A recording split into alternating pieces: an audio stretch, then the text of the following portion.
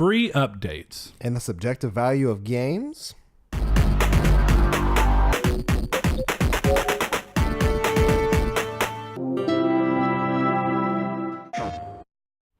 Hello and welcome to Triangle Squared, a PlayStation podcast. I'm your host, Brett, back and alongside me, Mr. Saul Bridges, bringing you guys lucky episode 103. You know, I will never not miss banging on the table. I know that we don't do it for the purpose of the people who are listening having it literally just boom through the mic, but it was fun to do. It was fun to do. So anyway, for you, I mean, yeah, you could feel it. You were living vicariously through me. Like I wish I could be the one to hit the table. You said that another time in that phrase, living vicariously through me. And I don't remember what we were talking about. I don't remember, but it's a common phrase. So anyway, like I said, we are Triangle Squared, a PlayStation podcast. You can find us in video format on YouTube every Monday at 10 a.m. PST and 12 p.m. CST. If you like what we're doing over there, hit the subscription button or subscribe button and hit the little bell. Let you know when these episodes go live, which we said is every Monday and then every other Friday for reader mail, as well as some other stuff that's getting really close to hitting. I feel weird saying that because we do this every week, so it sounds like we're saying that a lot, but we are getting a lot closer to the... We got a name now. That was actually a big source of contention. Part. It was Narcast, but now it's something else. Yeah, we're going to keep that on the DL. But with that said, yeah, if you want to subscribe to us and see everything we're doing, not just this show, you can definitely do so. And the notification bell will let you know what those are. If you like what we're talking about or have any thoughts about the topics that we talk about, we would love to see your thoughts down in the comments below on YouTube. And we will use them in our new segment that we're doing, which is, I'm calling it the Community's Take. So that's going to be a section that we do of the podcast before we get into news and the drop, and it's going to kind of look back on other episodes and see points that people have brought back up about certain things that we've talked about. And we think that's a good way of kind of getting some community interaction in these episodes with our new style and new format with Reader Mail being out.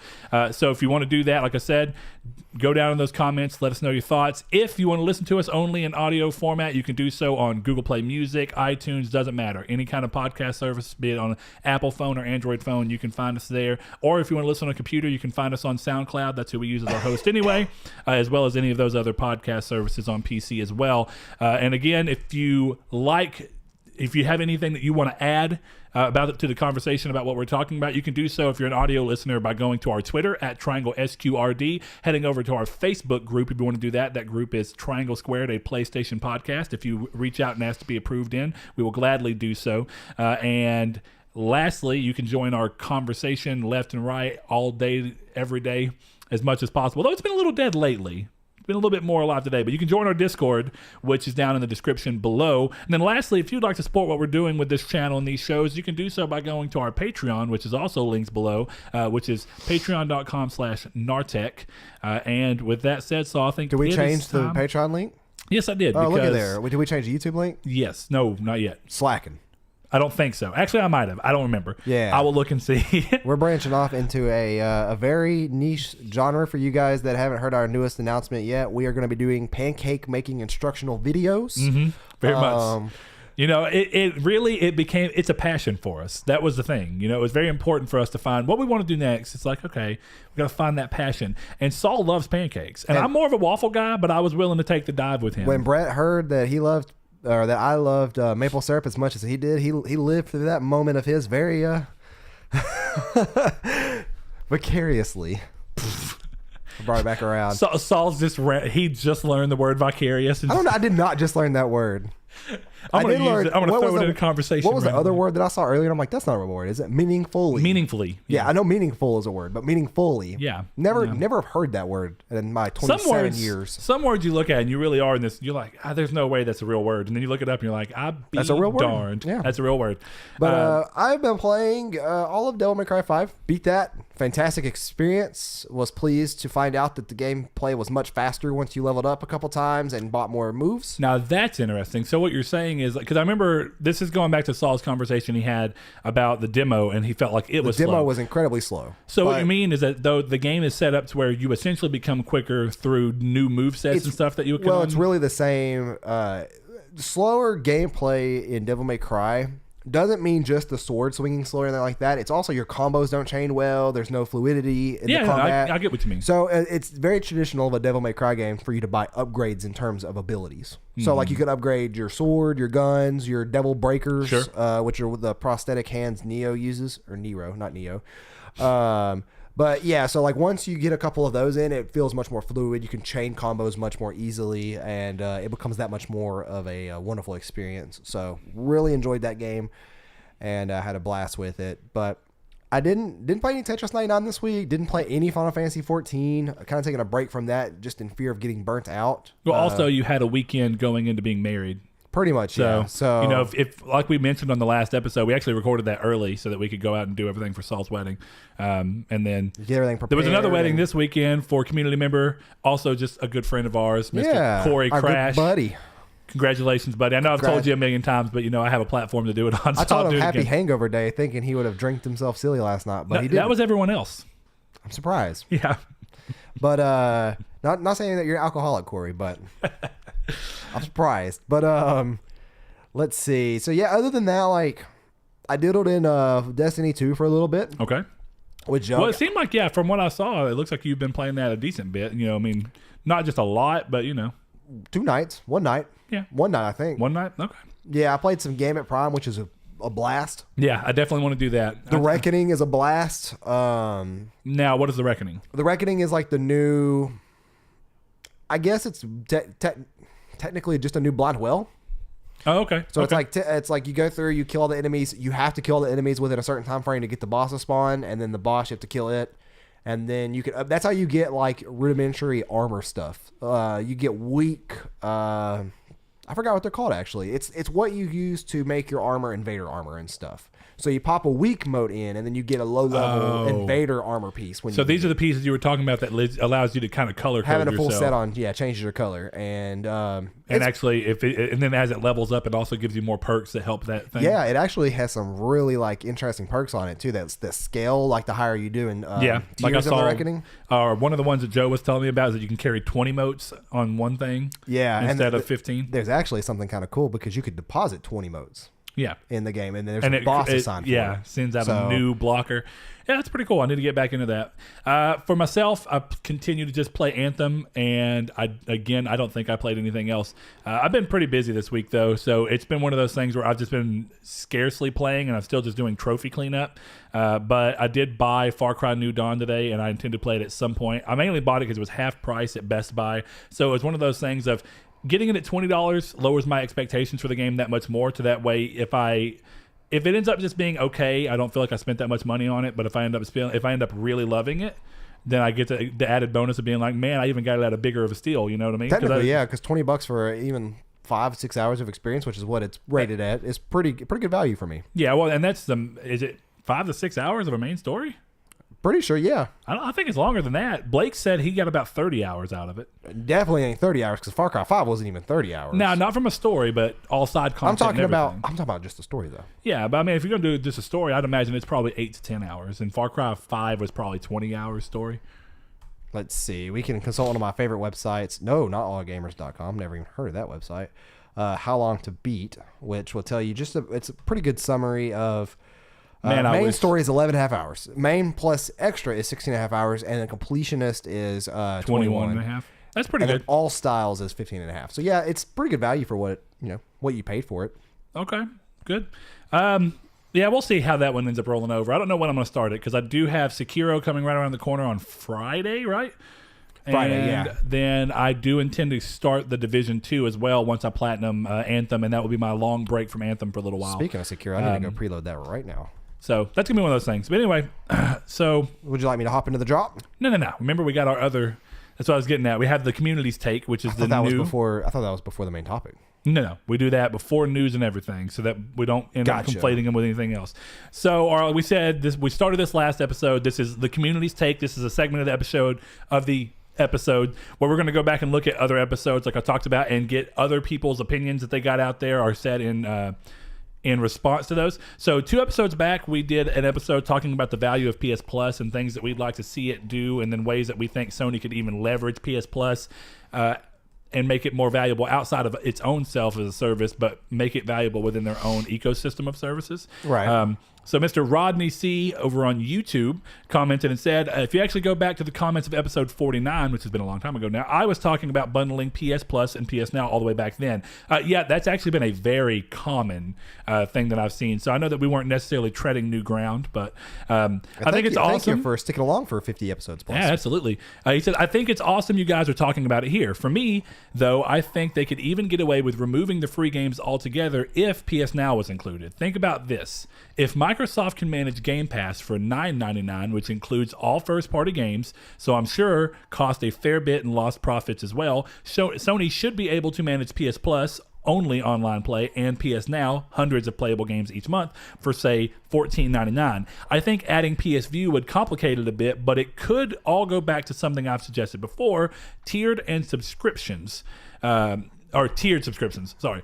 gives us a great deal and a great deal of choice. So do I want the bare minimum, a mid-tier bundle, or everything PlayStation has to offer? Well, let me have it, and I'll pay accordingly. I think it would be super forward-thinking of PlayStation to try that out and could even start a trend in the industry.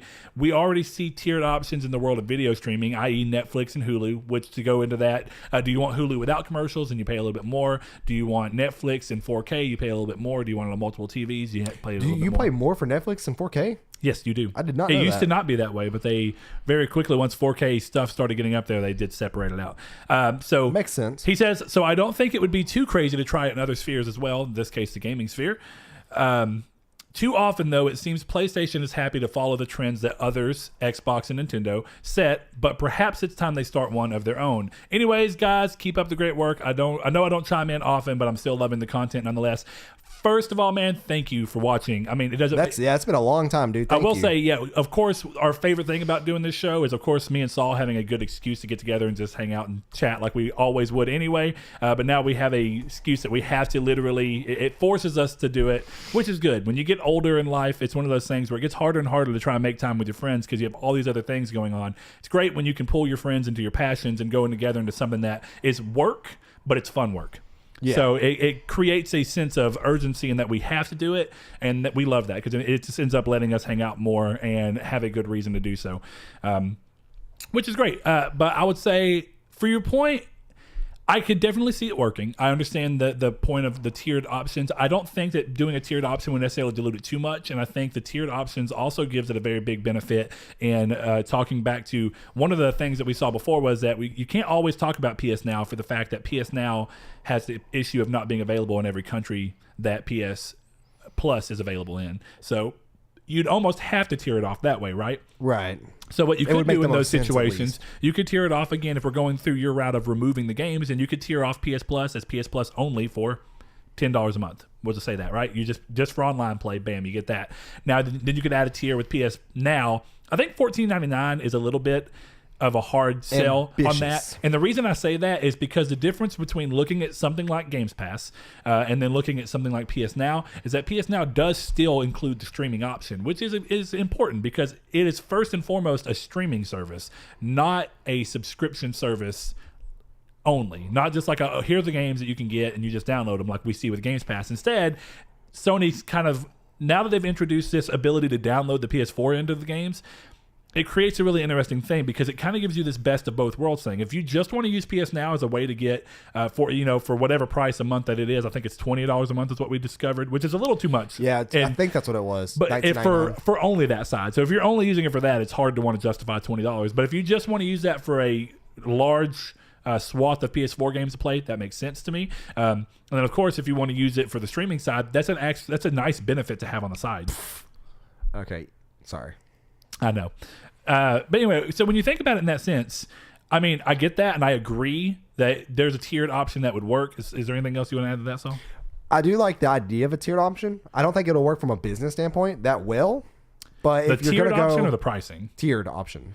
Now, why do you think that? Because I do agree with him that we have seen it in a ton of other spaces. We have, but I do think that Microsoft is still taking a loss at Games Pass. Yeah, no, So, I mean, they absolutely are. In an effort to try and build it up, they're absorbing the losses to hopefully make a thing that in the future becomes self-sustainable. right, and it could be something very similar to what I was kind of wishing or hoping that Sony would do with crossplay in terms of it being a this generation kind of thing, maybe test and then not have it at the beginning of next. So then maybe that would be more lenient in terms of taking a loss. But with a service like this, that doesn't make a whole lot of sense because you want it packaged throughout the generations. You don't want it just for, the next year and then it's gone.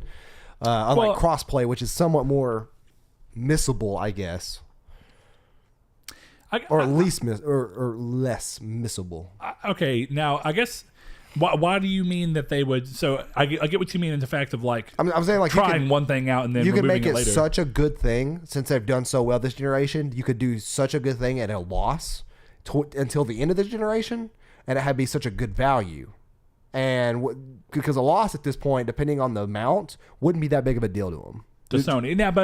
Now, I think he is specifically talking about from a sustainable business. No, I get, standpoint. yeah, I get that. Now, even as a tiered option, I don't see how that would be a problem necessarily. I'm talking about for a cheap price.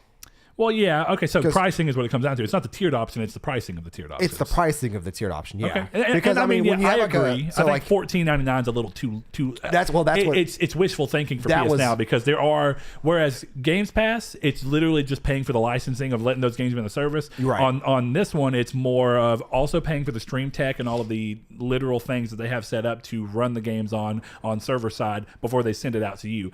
Which is even if you don't intend to use that part of PS Now, it is there, and those costs are involved. That means they have to make server racks that have basically PS3 hardware in them if you want to use PS3 streaming. And then they stream. All that happens server side, and it processes it server side, then it sends it out. Paying all for the that, network. Yeah, all of that costs money on Sony's part. So there is a little bit of a different cost structure, whereas the cost for Games Pass is more involved with partnering up with people and saying, hey, give us the license for Games Pass for anybody who's subscribing to be able to use that, and that's the cost. It's only the license.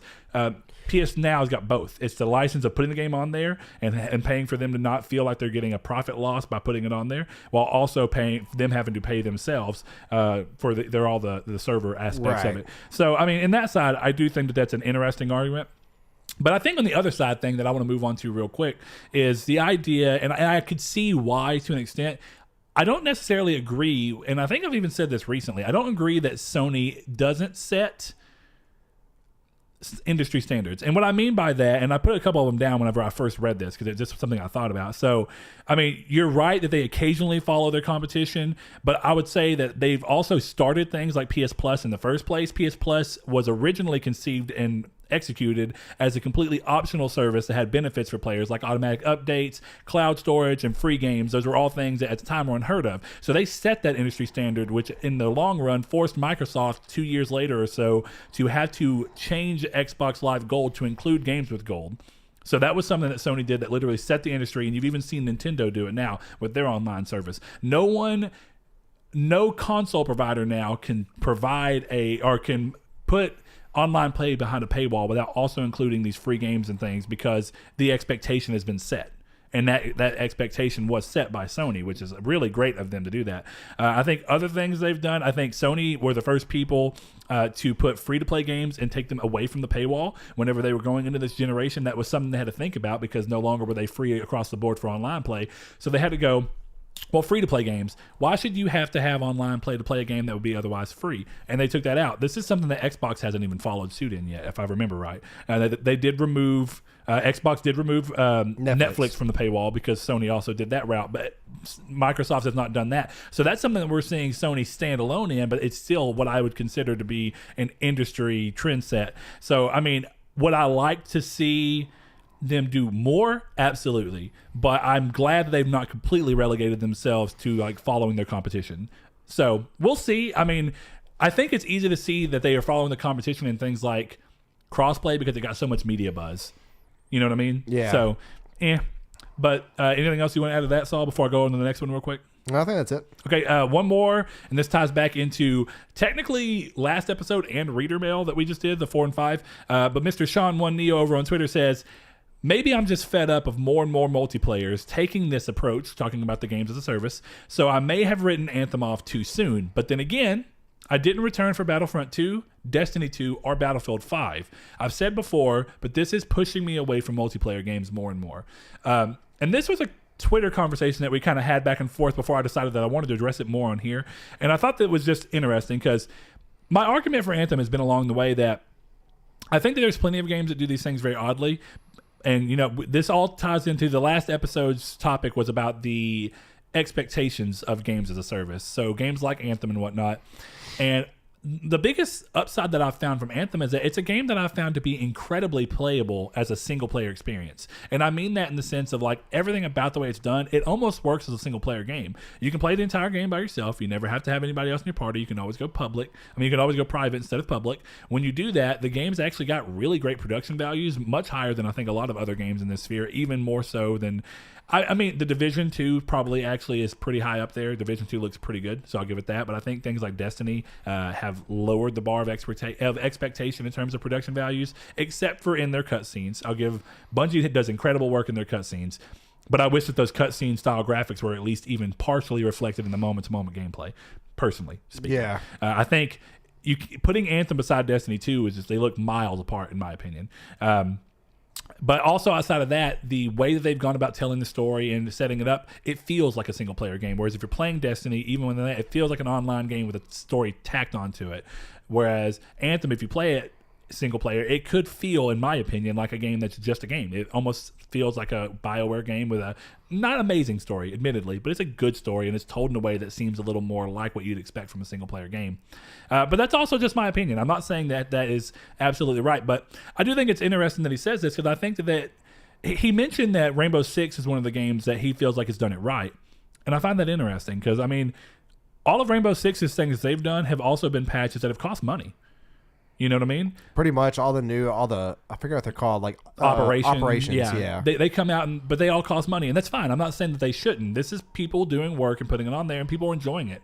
And it doesn't matter if you spend, I don't know how much the operations cost. Let's just say if you spend $14.99 or $20, one of the two.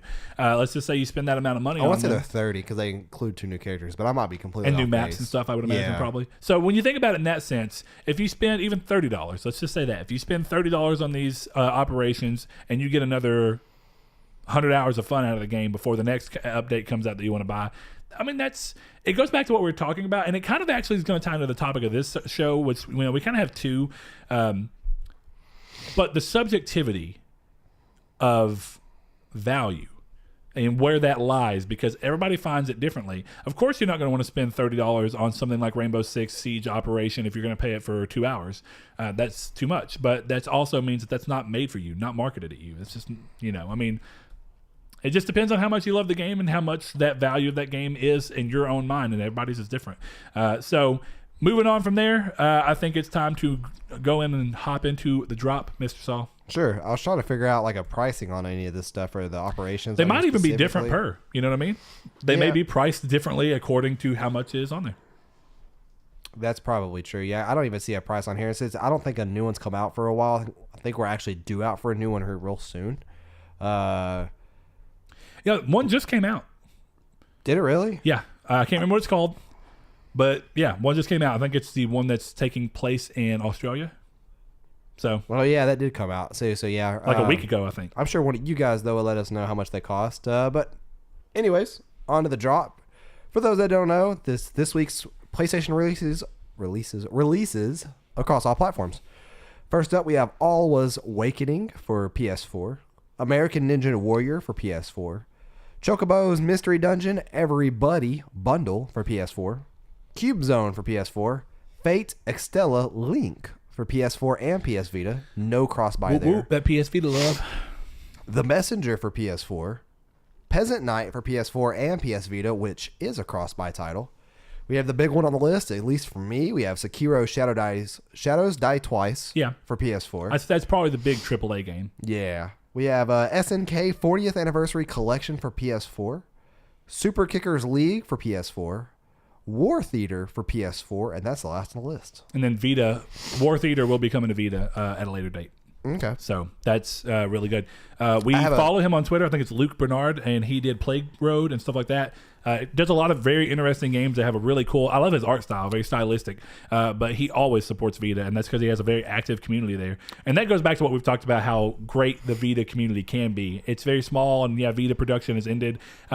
It's really nice to see that though Vita production's done, we're still seeing all these games. There are people that love the Vita and will support it. And I am very curious to see the last Vita game. What is it? What's it going to be? Plague Rogue on the Switch, at least last week, was on sale for $1.19. Yeah, it's a cool game. I mean, we played it at PSX, and I really think it's all right. It's not amazing by any standard, but it's got fun gameplay and a really cool art style. So I'm going to go ahead and apologize in advance for the sniffling and the potentially congested sound of the throat.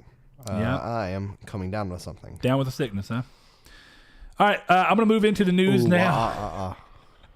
All right, let's see. First thing on the news, this is going to go back into what we were talking about with Anthem real quick, but after complaints from the community, BioWare put out a server-side update for Anthem, meaning no download required for anybody who was curious about that, fixing the drop rate for in-game items. This comes on the heel of a strike for the game, or a boycott, whatever you want to call it, in regards to this issue. So apparently what happened is that there was something done, it made it easier to get these items for a little bit, and that was apparently not the intention, so BioWare went back and fixed it. And then what ended up happening from that is that people was like, well, we know what we could have, and it worked better and it felt better for us. So as a community, we agree, or at least as the vocal part of the community, we agree that this should be fixed. And they've gone back and done it, and they did it pretty quickly. And this goes back into what I was talking about. I'm not saying Anthem's perfect, and I'm glad that that people are calling them out on the issues that they do have, and I very much support that. And me and Saul were talking about earlier, I very much enjoyed Anthem. I'm not saying it's in no ways is it a perfect game. I've been surprised by how much I've enjoyed Anthem. I was also surprised by how much I enjoyed Destiny 2, to be fair, though. I was a big person that I was saying that Destiny 2 was not going to work out. And even at launch, and it wasn't perfect again, but even at launch, it was surprising at how much I ended up enjoying it. And it's put enough content out that we're still playing it a year and a half after launch. Exactly. So, in that system, I'm just glad to see that BioWare seems to be putting their foot in the ground and saying, we're here to stay, and we're going to do all the things that we need to do to fix this. And that was actually addressed in a community letter that they put out after some Reddit questions and stuff were going around. And I'm glad they said that. And it also brought up another point about people harassing developers on Twitter and then expecting them to still respond. These are developers. They have better things to do with their time than respond to you. And so when the choice is between essentially going on Twitter and addressing some things they're working on and wanting to update the community, and then the community literally crapping all over them, they're not going to want to do it because they have work to do anyway. I mean, the developers are not the people who are meant to be PR. These are the people who are supposed to work on the game. But some of them are passionate enough about the game that early on they wanted to talk about it. But eventually, if you're going to keep coming back to them with this much hate and aggression, then they're going to stop wanting to talk to you. And I mean, at some point, it just happens that way. So I'm glad to see that the PR guy came out and said, hey, it's my job to do this, and my job is to take this flack to an extent. But I'm glad that was addressed, because I think sometimes people like to aim things at the individual developers, and that's just not fair because they have another job to do. Them giving you their time on Twitter is actually something in excess of what they're expected to do. Boy, these are some rough-ass Kleenexes. What is this? I don't buy Kleenexes, man. Those were grandpa's. How old are these? I don't know. Saul's complaining about Kleenexes. Not even Kleenexes. They're Angel Soft. It's sandpaper. I mean, it's better than just normal toilet paper. I don't think that those expire, Saul. I hate to tell you. Have you ever seen an expiration date on toilet paper? My nose hurts. That's like sandpaper. I'm sorry. You're the one who walked over there and did it. I didn't force you. No gun to your head. I'm about to do an Angel Soft review live on the podcast. Don't buy that Kleenex. Next up, the long-running Sniper Elite series will be making its way to VR with Sniper Elite VR. The game will support the aim controller, but little else is known outside of the teaser posted. So there's a little thing of them showing the game being played. The news comes alongside some other Sniper Elite news, as it was announced that Sniper Elite V2, which was a 360 game and PS3 game, will be getting the remaster treatment, as well as a new entry in the series in Sniper Elite 5. So if you're a fan of that series, which I know the series has got a decent little niche fan base, so that's good for them. They're not bad games. Expect some more.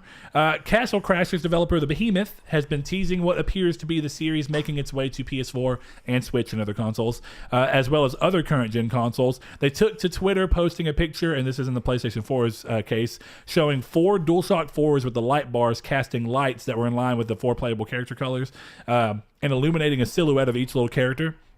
in that color, which is kind of cool. It's unknown right now if it's going to be a port of the original game or if it's going to be a sequel, but you can learn more come Tuesday when the developer plans to shed more light on it. So keep an eye out on that. Next thing up, with strong sales from Sonic Mania and decent sales from Sonic Forces, apparently Sega was happy with Sonic Forces sales. It is not surprising that Sega have announced that production has started on the next major Sonic title from Sonic Team. Now, I just feel like it's important to put this out there. It's unlikely that this game in particular is going to be Sonic Mania sequel or even a 2D Sonic, as that was not the team behind Sonic Mania. That was a different team. Sonic Team, the main team, is the people that made Forces and the 3D Sonic games. So we're getting another Forces. This is going to be a 3D game. Now, here's the interesting thing. Do you remember a little while back whenever I was going through news, and one of the news pieces was that the head or whatever, the producer for or the director for Team Sonic said that they had interest in making a Sonic Adventure 3. I just don't think they could do it anymore. With like how bad all the 3D games have been up until now. Well, Sonic Forces wasn't really, in terms of sales and even reviews, it wasn't really railed. You know what I mean? Not like Sonic Boom. You remember Sonic Boom, the little offshoot Nintendo exclusive for the Wii U? Sonic Forces is not looking good on Metacritic. I mean, go to it. And I would even argue, because this is one of those two things, you know how we were on Rotten Tomatoes the other day? And you can look between what critics say and what people say. So right now, the user average score is a 6.9, almost a 7. I think that's fair enough to say. Now, Metacritic being 57 is not great for the thing, but if the community, if essentially the majority of people who played it enjoyed it, which a 7 is not a bad user critique, and then it sold reasonable, then yeah, why would they go off? I just look at Sonic Boom real quick for entertainment purposes and comparison purposes. Let's see what Sonic Boom got, because I know that it was a game that was pretty lambasted. Yeah. And there was also a tie-in TV show. It's very odd. So the Wii U one is at a 32. They're all bad. The 3DS ones are really bad too, but I don't think those are 3D. And Shattered Crystal. See, so that's what I mean though. So the little Nintendo sect that they did for those were handled even worse. So I think that it's reasonable to say that Sonic Forces actually restored the faith in the series for the people who do like it for a lot. And then Sonic Mania restored the faith for people who like the original. So I think that there's a cool thing that they can do here.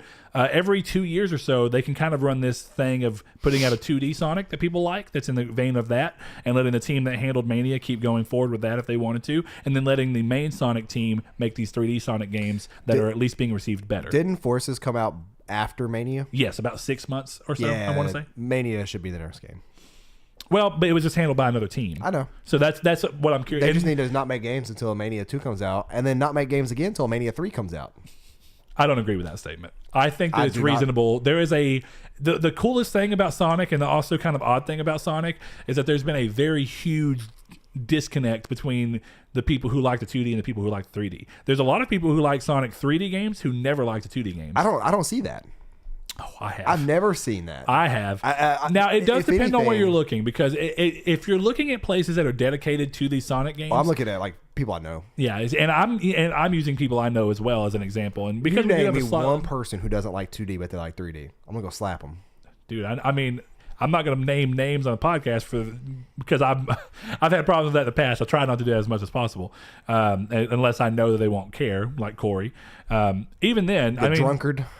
What I'm getting at there is, you can find it in certain sects if you just look in the right thing. There are a vocal group of people who like the 3D Sonics that didn't ever really care for the 2D Sonics. And some of that may come from age. Some of it may be people who played 3D Sonics and never even touched the 2D, so they just have no affinity for the 2D. I'm not even gonna lie, like, this sounds stupid. I didn't know that was a possibility. I thought most people who are Sonic fans just tolerated 3D older games. No. I'm talking about... I'm gonna tell you right now. I think Sonic Adventure 1 and 2 are better games than Sonic Mania.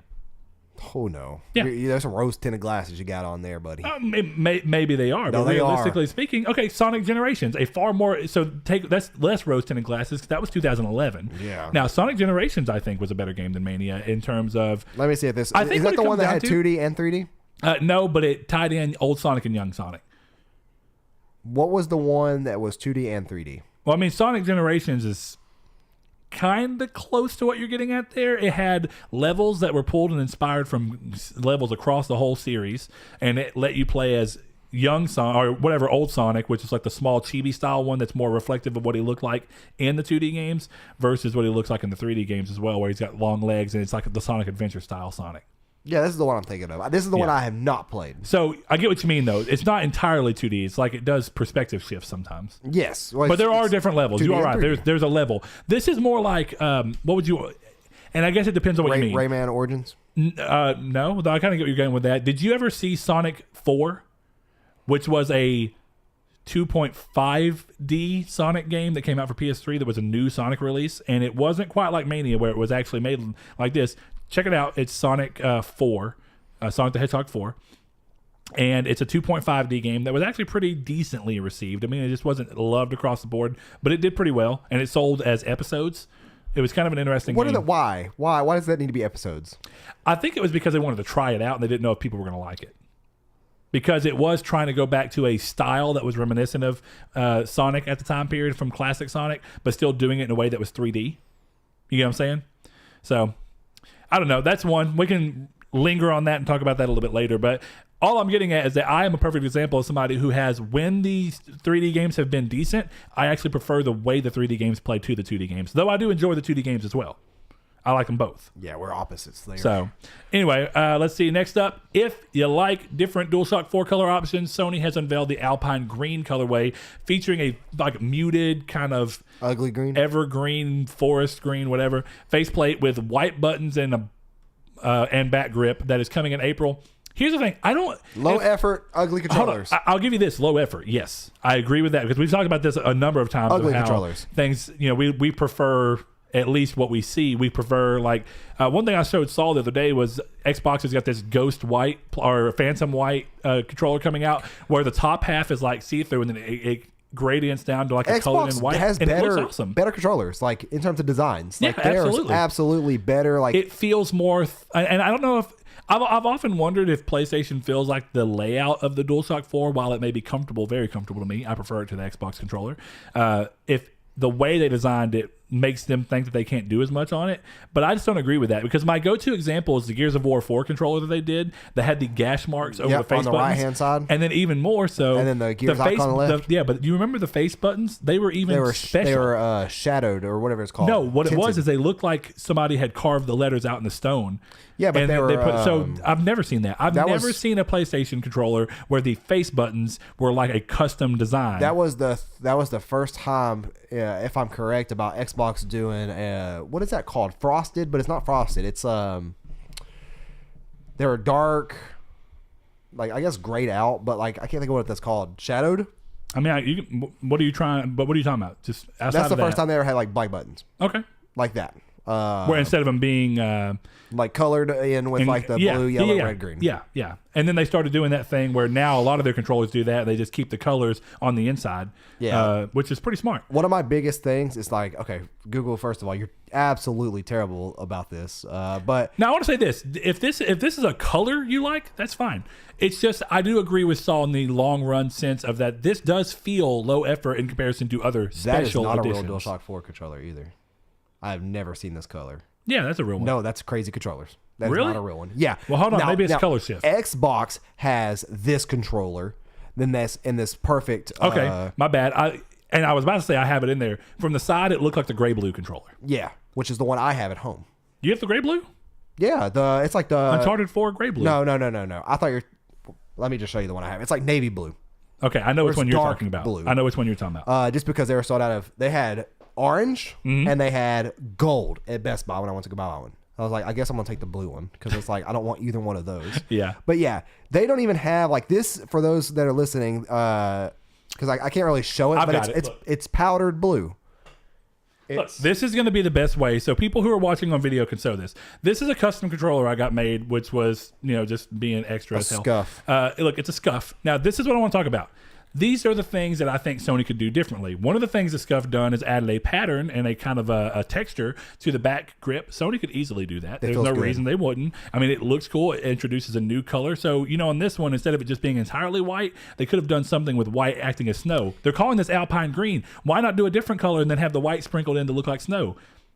Did you see? Well, white's ugly. That's why. Like white, just contrasting that controller. If it was black controller with that white, yeah. Have you seen that though? I haven't seen that, but yeah, the other controller that uses white that such comes a to my hand classic that's combination very striking they've never done is the one that came with the Spider-Man console that was red and white. That controller was actually pretty. They've never done a black and white controller. Yeah, I think that would be cool too. But look, what I mean by that is a number of things. Like, look. Why not do something different with the face buttons? Why not change the colors of the buttons in general? They've not done that necessarily. The closest they've gotten is instead of using their black, they go the gray. touchpad light. Yeah. Have they? They never put a custom engraving on the touchpad light. Nope. They could have had a spider on the back of the Spider-Man one. They didn't. Now, I say that. The only one I don't know for sure, because I haven't gotten to look at incredibly well, has been the Kingdom Hearts 3 controller that they did for the Pro. But I just use this as an example of something lightly that they could do to give it a little bit more depth and texture. And the reason I bring up texture is that's one of the favorite things I've seen about the Xbox controllers. Is that do you remember the Xbox controller that has the little thing on the side, the grips on the side, the flight controller? Yeah, and when you rub them, they're actually textured. It feels more upscale and more classy, and it looks better. You know, it doesn't look like a flat decal on. It actually might not be called flight controller. So, I think it's called combat controller, something like that. I don't know for sure. I really thought it was called flat. Thrustmaster. That's a steering wheel. And Thrustmaster makes stuff for like Ace Combat as well, but steering wheels as well. But I don't want to spend too long on that. I just know that me and Saul have talked about it before, but I just wish that Sony would up their custom controller games. One of the coolest custom controllers that I've actually seen Sony do pretty much ever, because it felt more involved. And I'm going to run and get it real quick because I want to show it. What was it you're going to get? My DualShock 3. Oh, is it the Final Fantasy one? Yeah. You just knocked the camera. No, I didn't. Yes, you did. You didn't change anything. Why you're right there, just show the controller to the camera. Yeah, the lightning on it's ugly, but the runic symbol around the D-pad is pretty cool. Something that I wish, Sony would do a little bit more. Well, look, what I mean by that is that there's just more to this. They have a 13 up here on the top, which is part of the reason I bought this. I'm a Kingdom Hearts nerd, and I was like, I'm just going to say that's Organization 13. But yeah, the runic thing here, it feels more involved than what we've even seen. And no, I'm wrong. The DualShock 3 didn't have a lot of great options either. But I would also argue that the Xbox 360 didn't have great custom controllers. That's a nice controller too. I had that one. You do? Yeah, I had it. Oh. I sold it whenever I sold my Xbox because I just didn't need it. But yeah, that's my example. I just think that Sony needs to up their game. They shouldn't be getting this outclassed. And I would even go above and beyond that by the fact that Sony has not even. And now this goes back to Rodney's thing where he doesn't want to see. Well, he wants to see them set new trends. Well, one of the trends that I really think they should follow is the ability to make your own controller. Recon Tech. That one's, dude, the texture feels so good on those little patterned out things. You can feel them like they're raised. I love that. I just want to see Sony up their game, man. I think they could do it. Oh, they can. I just don't know why they haven't. And I don't know why they haven't either. It's been a very traditional controller. And I would also go back to, you remember the ID Xbox thing where you can go to the website and create your own controller completely? Yeah. Sony needs to do that. There's an upcharge. There's a reason. But people will pay $100 for a controller if they can do what they want to with it. Oh, absolutely. Sony, why don't you initiate the service, and then why don't you send us a free controller to review on the channel, like Xbox and all the Xbox people. All right, next thing up, and we'll run through these real quick, is Bandai Namco are releasing a free-to-play version of Dragon Ball Xenoverse 2 in Japan called Dragon Ball Xenoverse 2 Lite. This version comes March 20th for Japanese territories, but it's unknown right now if this will make its way outside of Japan. I think this is interesting. I don't know necessarily why they're doing it unless they're building interest for Xenoverse 3, which might be. For fans of Mortal Kombat campaigns, the story mode for 11 is looking to be around 8 hours, which is not that uncommon for NetherRealm games, so that's pretty in line. So it should be another solid thing from them. I didn't care for 10's campaign a whole lot. It was okay. Next up, Turtle Rock, and this is probably pretty good, pretty big one. Turtle Rock Studios, the developer behind the classic Left 4 Dead series that was on Xbox 360 and PC, has teamed up with WB Games to announce Back 4 Blood, a new zombie game which looks to act as a spiritual successor to Left 4 Dead in the co-op zombie genre. Little info is known on the title outside of that, but this seems a smart move in my opinion because Evolve was a flop. Yeah, it was. So, I say flop. Evolve was a flop for what it was expected to do. From a developer like that, dude, Left 4 Dead literally captivated people throughout all 3 games on the 360, and it was a big title, and we did not see that at all from Evolve. It didn't catch even a portion of that fan base, really. They went on to support it a long time, and I applaud them for that. I don't think another game flopped like that, did it? Lawbreakers. And then what was the Battle Royale he made, too, that, like... Oh, I can't remember what it was called. Something Heights. Radical Heights. Yeah. Ugh. So, it is what it is. Next up, though, After criticism at launch for a lack of subtitles, which is also something that I criticized, Spyro Reignited Trilogy's recent patch adds subtitles as well as the ability, it's always going to like this, to toggle motion blur on and off. And fix a few bugs that were in the game. So nothing huge, but I agree. I saw one of the comments say, why did that take so long? Activision. September. I say that, but yet I'm very excited for September. Oh, wait. When did that game actually come out? It ended up being September, right? September, I'm pretty sure. Okay. No, absolutely not. I'm fairly positive, unless it got pushed back a month. Was it October in the long run? Because it was originally going to launch beside Spider-Man. And I think it did. Look, this is the beauty of being able to have these things just right in your face. I'm glad you November 13th. Yeah, I was going to say that came out. So still 5 months ago? Yeah. That's not September, though. I was like, it was cold outside. Yeah. Square Enix have released the free version of their 3v3 brawler Dissidia Final Fantasy NT. So if you're interested in that, head over to the PS Store and give it a try. It's not a terrible game. It's pretty fun. I like the Dissidia franchise as a whole. It's, on the PSP days, they were very fun. Next up, and I like this one, Hollow Knight was originally intended for a physical release. I don't know if y'all remember that, but it fell through. Apparently, though, it's been announced by Fangamer that a physical release is indeed happening through them and is available for pre-order right now with a ship date of late May. So if you are interested in having a physical version of that, go do that. And I want to use this real quick. This is the only console this isn't physical on, isn't it? No, it's going to be on all of them. It's going to be physical on Xbox One, PS4, Switch, and all that. It never got a physical release at all. What did I see at Best Buy that day that was the big box that was $50 that came with the plush? Was that not the game? Didn't come. It wasn't. I don't think it had a physical copy. Probably a download code in it? Probably. Oh. It was like a collector's edition. Even if it was a physical, it wasn't a separate physical. You know what I mean? Gotcha. So, but you are right. There was something in there. I don't remember exactly what it was. Hyper Light Drifter getting a physical release on the Switch, though. I saw that as well. And getting a physical version across the board, which does tie in real quick to something I wanted to see. We haven't really talked about this, I don't think, but this is an interesting thing about you go towards the thing of thinking that we were closer and closer to an all digital future, but we're seeing games that are originally all digital go to physical. Why do you think that is? 6 years old games that people for collecting purposes. Well, Hollow Knight is not. Now, Hyper Light Drifter is quite an old game, but there are a lot of games that around 6 months after they come out digitally end up coming out physically. It's very rare that happens. I wouldn't say very rare. There was another game. Name another game besides Hollow Knight. Dead Cells got one. Dead Cells got one. Name another game. I mean, dude, don't throw it on my mind, but they exist. I'm going to call you out. I mean, it's not calling me out. It's just because I don't remember every single indie game that got a physical release, but they happened. Shovel Knight got a physical release. Not in 6 months after it came out. Like 4 years. I don't know how long, but yeah. It got one. I think and it still comes down to. But that's what I was getting at. Collector's purposes, right? Is what you're saying. So why do you think that? If people are so willing to buy a game a second time just to have it for collector's purposes, here's the thing. Why do you think that they would ever move away from the people who don't want to even deal with buying it twice? And because just want to eventually, in an all-digital future, what are you going to get to play those games on? What do you mean? If it's all digital, you're saying that a console won't have. Is that going to come on? I get, but that's why I'm using this as an argument against all digital. I don't think that'll ever happen. I think they'll always make sure there's a physical cartridge or disc drive to run these things through because people want that physical media. We keep seeing that now, even in a time period where these games make more sense to come out only as digital titles. You know what's crazy though? What's becoming a trend? Empty collector's edition cases that you can buy separately. Yeah, which is also very interesting. Digitally. Yeah. Which is also very interesting. Same kind of argument. Well, and I don't even think it's that people are buying them digitally. I think instead of lumping them together into a special edition that comes for $10 more includes that, they're just saying whatever, just sell it separately at an upcharge. Yeah, because like even me, like is actually I want to say that's very smart of them. I think it's really interesting to let people who want steelbooks, and I know people who want steelbooks to put the disc in. I mean. When games come with it as the only option, of course I keep the disc in it. But when they come separate, I like to keep them separate. I think it's an interesting way to do it. From what now? Well, so perfect example. Final Fantasy 15, the one I got, they came with a steelbook. It didn't come with another case, so I had to keep the game in that. But some people want to go buy that steelbook just to put the game in because they just want to put the game in it. That's really unusual. So you have two I don't think it's unusual. I think that it just seems odd to you more than anything. Well, no, it's to me that's like almost like you're artificially inflating your collection.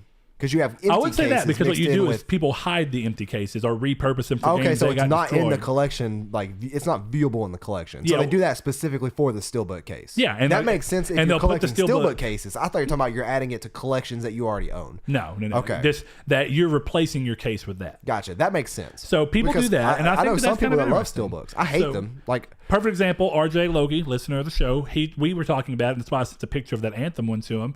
He thought that the Anthem Steelbook was a pre-order bonus for the Legion of Dawn edition, or maybe a pre-order bonus in general, but it didn't end up coming that way. And come to find out, you can just buy it separately for $10, which is a thing EA's been doing. Battlefield 5 had Battlefield that. 5 did that. So, I'm 99% sure I saw Star Wars Battlefront 2 cases that did that. The Crackdown 3 did it. We saw that when Crackdown we 3 were was at there. Best Buy. Pokemon Let's Go. Technically the game. That one included the game. That one was $40. Which that's weird because it's not a collector's edition or any kind. It's just a Steelbook edition. Yeah, it's like a bonus of whatever edition. But people are totally willing to pay for that because they're buying them digitally, which is saying something too that. Or they're getting them physically like RJ did. And they want the Steelbook. Yeah. Well, and I do think though that there are a fair amount because even people like me who prefer all digital will get those for $10. It seems like they're making more money off of them for $10. Because there's when people think about it as like a digital thing, they think about it as space. Some people think that. I think that in particular because of like space. Physical space. But another thing is just the ease of like switching games, like not having to move at all because I'm a big old fat lazy sloth. Well, we've talked about that a lot. I was curious about that because I noticed it. We got 2 more things left, and the last one's going to kind of be a segue into the last of that. So, rumors hit this past week of Sony looking to acquire Take-Two and its subsidiaries like Rockstar Games, and that would also mean that they would pull in a lot of the IP that Take-Two own, which is like Grand Theft Auto and Red Dead from Rockstar, as well as BioShock and games like that that Take-Two has had. Sony responded by saying that these claims were false, which mirrors very, very similarly to what we saw when there were rumors abound that Microsoft was going to be purchasing and acquiring EA, which we saw also fell through and didn't become true. These rumors are so interesting. I'm curious as to how they start. Do you want to see the newest rumor of them all? That's really kind of cool. That I'm actually somewhat excited for because I've been saying this should be a thing. Well, here, I would even say the argument for this is interesting enough. I'm not surprised. Yeah. EA Access on PS4. Well, and I still think that's been kind of percolating. We've seen EA talk about adding services to things. EA's been wanting to do it. It's Sony that didn't. Yeah. So it's one of those things that so many people are asking for. Yeah. But tying it's not a bad service. I just think that this is really interesting because I could get, of course, I'm not saying that I thought that this was going to happen. It seems very unlikely. But if we're going to start talking about the fact that, let's say that we move towards, let's go craziest future, right? Let's say for some reason you're completely right, Saul, and that 20 years from now, there's not even a need for a console. People are just entirely fine with giving up local processing power just to make it to where they instead play on the platforms, and that Xbox and Sony, PlayStation, all those, 10%. They become just platforms that you can play over a stream thing. So like you buy into Sony's streaming platform and you stream every game from them, and you can order a controller. That's their controller. So if you prefer that, if you do Microsoft's, you get Microsoft's UI and their controller if you prefer that. And that's how they kind of do that. Can I flip a switch and the console changes? I guess like the UI will change. I don't know. It may be that you have to pay for the subscription from that particular platform. In a perfect world with unlimited data caps and fiber internet of like, or I'd say, what is it, gigabit internet? Then yeah, absolutely, that'd be the way to go. So, but what I think is like, so think about that, right? In that future where there is no need for a console anymore, and that everything's based around services, what's going to make or break a company and keep them around is going to be a couple of things. It's going to be what services they can offer and pull together, like Xbox doing Games Pass. It's one place to go to get a bunch of different games. That's one thing you can do. And then Xbox is also wanting to do their streaming thing right now, so they're already working on that. So that's how you do that. But the other way you do that is exclusives, right? Draw people to you, and then also games, even when they're not exclusive. Well, that's how you do things now. Yeah, of course, but it's gonna profit wise, it's gonna live and die off of that. Now, of course, profits have always been based primarily around game sales, even for third party. You could argue, like if you would say that Microsoft had no exclusives and Sony had all of them, but Microsoft's speed and inconsistency of playing was 100% and Sony's was 30%. Sure, it's easily not worth it for Sony. Then you would pull over. Yeah, I get what you mean, and maybe I worded that poorly. So I'll step back on that a little bit. But that was devil's advocate. Yeah, no, that's fine. I think I did word it poorly. I think that's fair enough. But what I'm kind of getting at there is that at that point, like we're in a weird situation right now where this whole generation, there's been actually profit motives from the from the consoles themselves. PlayStation at launch was sold for like an $8 profit for the first time ever as a system. Was I can't remember, but both. I don't even know if Xbox sold at a profit at $500, but eventually it made around to making a profit off the consoles. Base Xbox wasn't $500. Xbox One at launch, it was $500. There's no way to get it without the Kinect for the first 8 months or so. Oh, I guess that's right. Or almost a year. I didn't get that at launch. That's right. No, you didn't. You waited until the Kinect came separately. I did too. Both of us did. Yeah, what was that base model called? Was it just Xbox One? There's no S, no. There's no, S wasn't out yet. So but that's what I mean. So when you think about that, right? So now we're moving into a time where these businesses are going to stay around not because of the technology, and they're not having to worrying about product supply chains and contracts and whatnot. Instead, they're worrying on technology to run their infrastructures and whatnot. And there's two ways that they can do this. Sony stands to stay around as a business and make more money if they take in a high publishing role, as well as things like being a place that you'd want to come to, so their streaming service.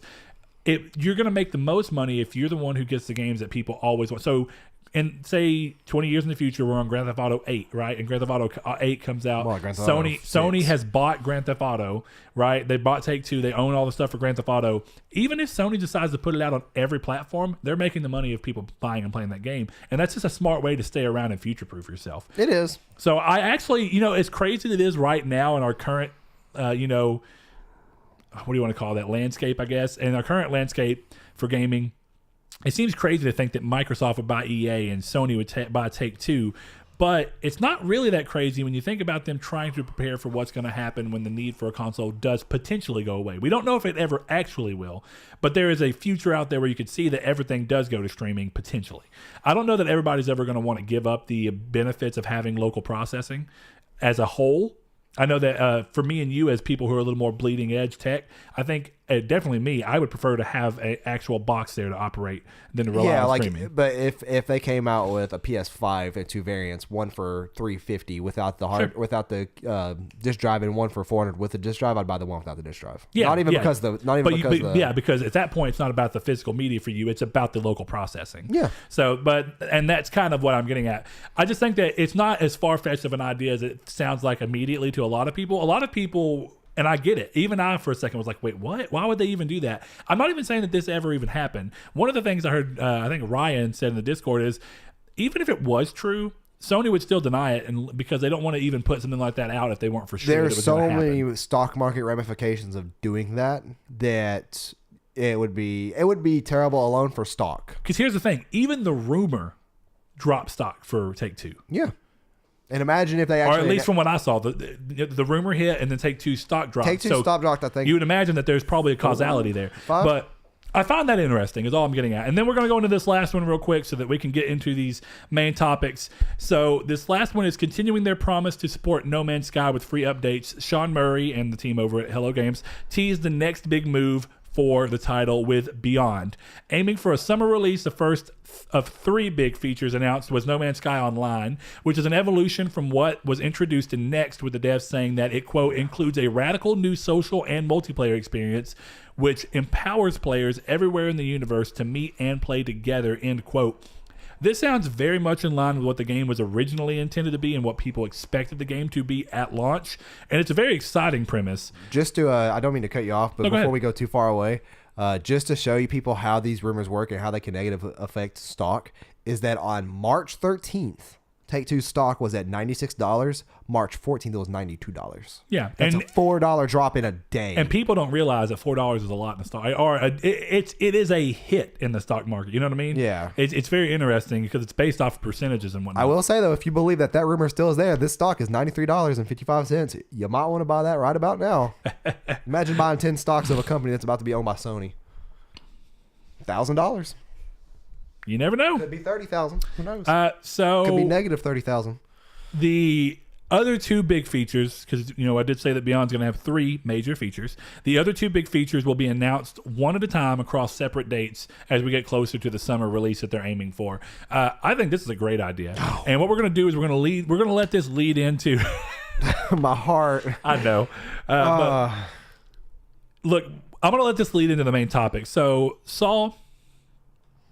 One of the things that we talked about in last episode was like the expectations for games as a service. And me and Saul were talking earlier, and one of the reasons we thought this would be an interesting topic is that No Man's Sky is a very rare example of a game that is technically a games as a service, or it's treated as such, because it gets probably, at least I think since launch, there's been two major updates to No Man's Sky per year. Just about, yeah. So, I can't ever think of what they're called either. Like, we just had the next update, but I can't think of what the one before that was called. There was Atlas at one point. I think that was it. Atlas the next. I think that's the only two we've really gotten, though. Maybe. I don't remember. Because the game gets constantly updated. Yeah, they constantly adding things to and it. they change things around. They just do these update events. And we essentially call them, for lack of a better word, they're essentially free expansions. Now, we've talked about it before. One of the reasons that we feel like they are doing this for free, and I just feel like this is worth mentioning, is that Hello Games lived or died based off of how they were able to turn around No Man's Sky. If to turn around No Man's Sky took them putting out $20 updates left and right to make the game close to what people expected at launch, public opinion was going to drop very quickly on them. If instead they could make people buy the game more to help with profits on that side, make people buy the game more by doing updates that bring it closer to what a lot of the people wanted at launch anyway, then the positivity and word of mouth around that will continue to grow, and people will be like, you know what, I'm going to go ahead and buy the game. And then even though the game is anywhere from what we saw, like $10 in GameStop new for some reason right now. I don't know why. Those that are curious, you could buy the game brand new at GameStop for $9.97 or $14.99 pre-owned. And we saw at Walmart it was like $14.99. So look, they're getting $23 on Amazon. Yeah, you're getting anywhere from $10 to $25 for the game right now. Don't buy it on PSN store though, because that thing's still $60. Still $60, yeah.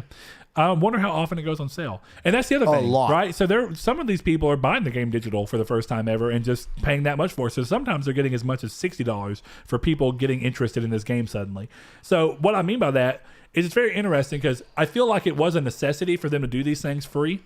But it's working out for them, and I think it's going to do a lot for them, and it's allowed them to get to a place where they can actually say, we're finally going to work on another game, and we're going to show that game off. And do you remember the game they showed at, I think it was the Game Awards?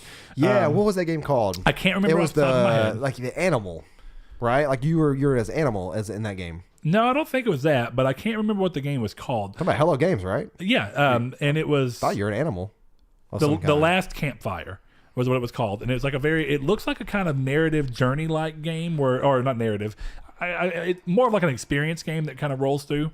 But I found that very interesting. You know, I think that they couldn't have done that. They couldn't have taken that step. They couldn't have just dumped No Man's Sky, done nothing for it, or even done a lot for it, but charged out the butt for it. Okay, you're a little creature. I was like, I know you're not a humanoid. Yeah, you're not a humanoid. I thought it was a rabbit or something.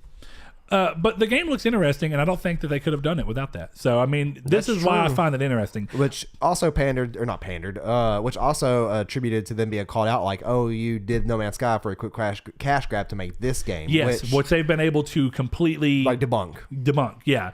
And whether, I mean, it's whatever. I think that we've talked about it plenty of times. I think they knew what they had before launch. I think they knew that they couldn't deliver the way they had been talking about. For whatever reason, we don't know, but they just couldn't. And the fact that they've been able to get it there is cool, and it goes to help public opinion on them a lot. But we find this interesting because where this game differs from other games as a service in that essential sense is that they're doing it entirely free, and they're doing a lot of big things that people want out of the game, where some of these other games are doing big updates to fix them and get the game to a point where people do like them or are drawn back to them if they lost interest for whatever reason, but they're doing it behind a paywall. And I find that very interesting because a lot of these other games are getting, flack for that and having to pay more money to get back into them. I know when I asked on Facebook, one of the things was people didn't want to spend money just to then spend more money on the game to get it to a point where they feel like it's where they like it. Right. It's a risk aversion, essentially. Whereas a game like No Man's Sky, you're at a point where you know that the game is going to continue to get freely updated. And I genuinely, Saul, can you think of any other example of a game that's done this? Technically Minecraft. Good example. And and actually, those are the types of games. So you're right. I just was closed-minded for a second. Terraria had a lot of massive updates. Free ones? Yeah. See, I had been with that game. You came to the game very late, but the game is way different now. They've updated it past that. Minecraft. Technically, Destiny's done a handful of free updates. Like that's hard to say too, but I know one did it. Don't get me wrong. There's been free updates, but not content updates. Necessarily. No content updates. I'm talking about like landmarking free updates that like made the game better. Yeah, now Minecraft definitely had that a number of times. Yes, I would say. I don't think Minecraft's ever had a paid update. No, they haven't. That's what I mean. The only thing that they have that people might want to say is a paid update, but $20 is the ability to add the ability to host your own server. But that's paying for the server. Well, I was going to say they have microtransactions too. Yeah, sure. There's a monetization. Skins. I'm really surprised. I don't think so. I don't think there's any microtransactions in No Man's Sky. I don't think so. No. But one of the reasons I liked the idea of this topic is because Sean. If so, I've definitely never seen it. People in our Discord know who Sean is. He's one of my work buddies. We basically were talking about today. We're like, we don't really have a topic for the show, and he brought to my attention. Dang it! I just now forgot about the name of the game. Do you remember? No microtransactions. Okay, I thought so. Do you remember what game he was talking about? The survival one. It just escaped my mind again. Outward. So he was talking to me about like how is it that games like the Division 2 can come out, which essentially look like Division 1 with some graphical upgrades. Yeah, I think the Division 2 looks. I'll say this: the Division 2 looks more like a jump forward than Destiny 2 Division 2 did or Division 1 did not look bad though. No, it didn't. Standards. It was actually very pretty for New York and snow. And it had a lot of very small detail, like shooting the concrete and it busting and things like that. Things that Destiny doesn't do at all. But that's what I'm getting. I think that the Division 2, I can see a more notable jump than I saw from Destiny to Destiny 2. Destiny 2 you essentially. are blind. No. You are really blind. Dude, don't get me wrong. I still have Destiny 1. I will go put it in, and I guarantee you it does not look any different to me. There's the only thing that I said that Destiny 2 got a little bit better was essentially particle effects. And that was just really around lighting and whatnot. You know what I mean? I promise you, there are things in Destiny. No. I said a jump. I'm not saying that Destiny 2 is exactly Destiny 1. No, I'm just saying that it's not as notable. There's a notable jump there. I disagree. There's more. But some of that goes into the fact that they never even decided, they never took the plunge to do what these other games have done. So Anthem in this example, and even things like The Division and Division 2, there's small detail that for whatever reason Bungie refuses to put in. And I'm not saying they have to. They can stand differently, but it does have an effect on the way that you view the game from a how beautiful it is aspect. And one of those things is like I talked about, right? All the other games. Anthem, when you step in water, does the water puddle up and splash? Yes, it does. The Division, does it splash? Yes, it does. The Division 2, when you shoot concrete wall, does it actually crack and break? Yes, it does. And you can continue doing it, and it'll kind of tear it down. And it'll eventually will reset. So all those games are set to be like that. But the Division, the Destiny 1 and Destiny 2 have none of that. When you step in water, you don't affect the water. Yeah. If it's a puddle. Even like Halo, you don't see reflections. So you don't see anything. I think that's Bungie with their engine work. Yeah, maybe. I don't know if the engine for Destiny 1 is similar to the engine for Destiny 2. I think it's the same engine. Or no, I'm sorry, Halo to Destiny. I doubt it's the same engine. No, it's not the same engine. It's the way they work on the engines, I guess. It's the way they like to. And how like outrageous would that be if they come out and said Halo 3's engine is the same thing for Destiny 1 and we evolved it for Destiny 2? I'm like, wow. They could. Don't get me wrong. There's plenty of people who've used the same engine. Mortal Kombat 9 still on Mortal Kombat 11 still on Unreal Engine 3. It's an old engine. That's a very old engine. So what year did that come out? 2006? Probably, yeah. But that's my point. And look, I'm not saying that Destiny 2 is not better. The most notable thing in Destiny 2 was lighting. That was it. The lighting and the particles. There's like particles and stuff that are going on. Not a lot, but they are there. They're still there compared to 1, which didn't have barely any. Here's what I'll tell you. All of that. Look at that. Look at all them graphics. Hold on. Here's what I'll tell you right now. There is not a single thing in Destiny 2 that or Destiny 1 at that point that looks as good, or that there's not a single thing in Anthem or the Division 1 or 2 that looks as bad as the waves on Titan. Is that what it is? They don't look in that Destiny bad. 2. They look so bad. They don't look that bad. They look so bad. Come on now. It looks like a PS2. No, it doesn't. I ain't really. You're just trolling at this point. And that dumb tentacle that comes up and looks like a flat texture in the water. It's so bad. You just hating. You're just trying to rile me up. But anyways, I like Destiny 2. Back to what I was saying about Sean. He brought up the Outward. Outward, yes. Okay, yeah. It's an RPG for anybody who doesn't know. It's an RPG made by a small team of about 10 people. Yeah, so that game's coming out, and he was bringing it to my attention. He's like, how can games like indie games, and he compared Dead Cells, Outward, Wargroove, and he was basically like, these games are coming out at a much, much lower cost with much, much smaller teams, but they seem to be doing fresh new takes on genres and visuals, and they seem to be more fun as of late than $60 games that have been coming out yearly at this point. Or bi-yearly. So he compared it to Battlefront, or to Battlefield, Call of Duty, Division, kind of. He mentioned Division, but that's not near. I don't mean that's a yearly game because obviously it's not. Sure. And he had an interesting point when he said that, are these games really worth the $60 you pay for them? when you compare them to the budget in indie games that come out, that you're getting, for what you're getting with Dead Cells is the same as what you're getting with Division 2, or is at that point, is there more content in Dead Cells? Is it based off experiences at that point? Amount of replayability. And the amount of replayability. How that ties into you. Now, and that was what me and Saul talked about. That's such a weird thing. It's an odd thing to try and look at because it's entirely subjective. 100% subjective. So, and that's where I think the base of this conversation comes down to, is that when you are talking about, discussing, showing off, and partaking in these kind of games, it comes down to what $60 means to you personally, and if that value was had through the experience you had with the game, despite the quantity of the game. And if that makes sense. And what I mean by that is that we've said it before about the order. I always said the order should be around, I would say 30 new when it first came out back then. And then I've always said that I do think the order would have done a lot better as a $40 launch title. So and I think that expectation had been already set. I'm not saying it's $40 games. I'm not saying it's a bad game. I don't hold anything against the game because I never paid $60 for it. I paid, I think 10 or 20. I think 10. But with games such as Anthem came out and I bought it on launch day, and I have played probably 4 hours of it, and I'm waiting to go back. Is it a waste of $60? I don't think so, because I know that eventually that game is going to be updated, and I'm going to be playing it with you and Cody maybe, and Corey and RJ, and maybe even Blake if he gets it. So for me, subjectively, no. The game was not a waste of $60, but that's the thing, subjectively. Yeah, because the devil's advocate side of that comes in to say all of those things that you just said are true. The game could be updated to a place where it's even better, and really right now you just haven't had necessarily the time, so you don't even feel like you're really missing out. You're just kind of playing. Especially with Devil May Cry 5. Yeah, so in that sense, just to play devil's advocate, is that you say it could always be updated, and you've already paid your $60 and you'll get your value out of it eventually. Some people will say, well, then why didn't you just wait to buy it? It wasn't worth the $60. Later, they do all these updates, makes it even better. You can buy it when it's on sale for $40, then you get more value out of the $40. Because you save $20. And I just did the same thing with Far Cry New Dawn.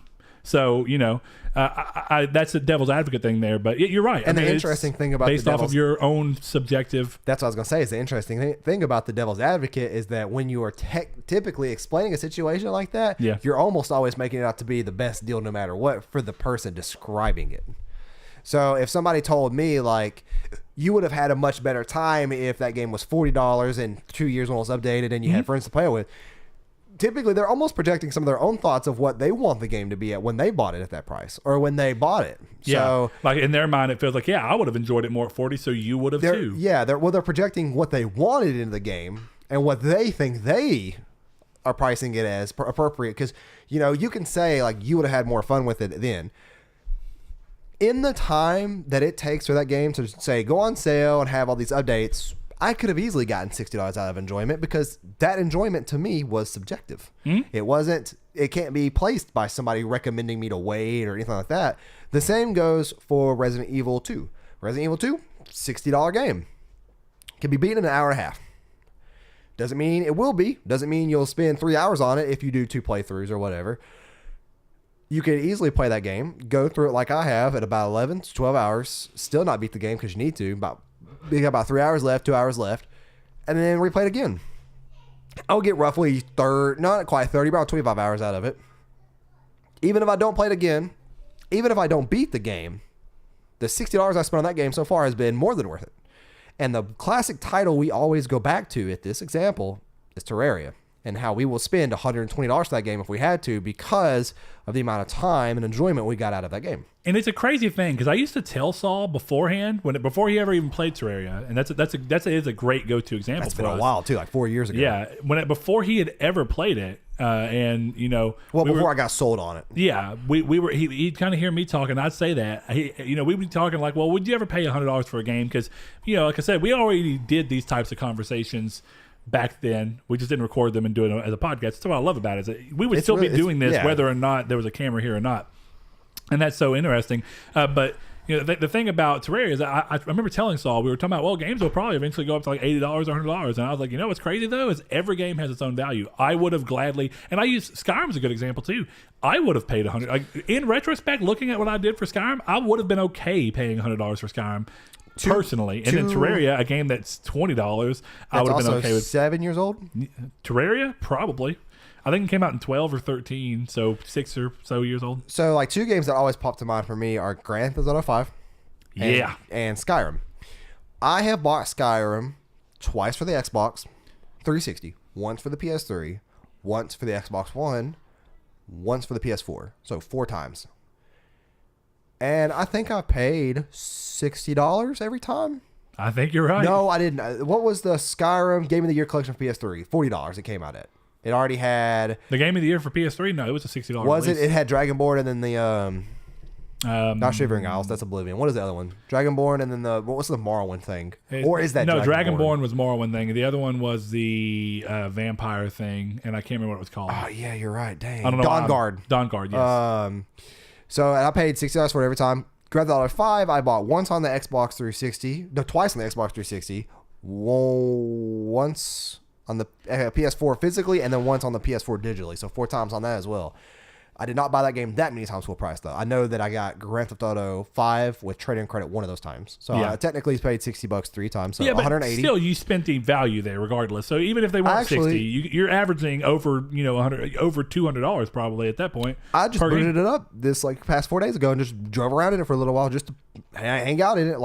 I was watching Soda Pop and Let's Play or role play it. If you like funny Grand Theft Auto stuff, which sounds like something a 14-year-old guy would enjoy or something, but Soda Poppin' is a streamer on Twitch. He's doing a roleplay series, really good. But yeah, I'm still getting enjoyment out of that game. I still got Skyrim physical on PS4. But yeah, it's these games to me are worth more than 180, and then 4 times 6 is 24, and so what is that? $420. So $500. Let's just say after taxes and everything and all that time spent. I have enjoyed those games more than $500 worth. And that's very subjective because there are some people who wouldn't be caught dead buying the same game twice, let alone trading in the game like I did with Grand Theft Auto to buy it again. So that goes to really show you how subjective it is when it comes to stuff like this. And I do think that Sean is onto something. Sean does have a good point about indie titles coming out at a faster pace with more variety, being at a really fantastic price point. And of course, the quality of them being on par with something you would experience with a $60 game, while being fresh for the most part. Quality, though, in itself quality is a hard subjective. word. Well, it's subjective. And I don't even know if Everything say is subjective. subjective. Hold on, there's some objective value to quality. Because you can objectively give a value to graphical quality, right? You can say, what is this, graphically quality, speaking? Yes. Art style, no. Yeah, that's what I mean. These are the things you do. You can go, okay, well, what resolution does it run at? You know? Yeah, we'll just say what that is a quantitative. You can sit there and say, okay, we can quantify that quality. We can actually say that this is a higher quality in this aspect than this one. And those two comparisons are made at that point objectively. Now, which one you like better is obviously subjective. Yeah, there's still things. Even though a game is objectively better in one area, you may still subjectively like the other because of something it chooses to do.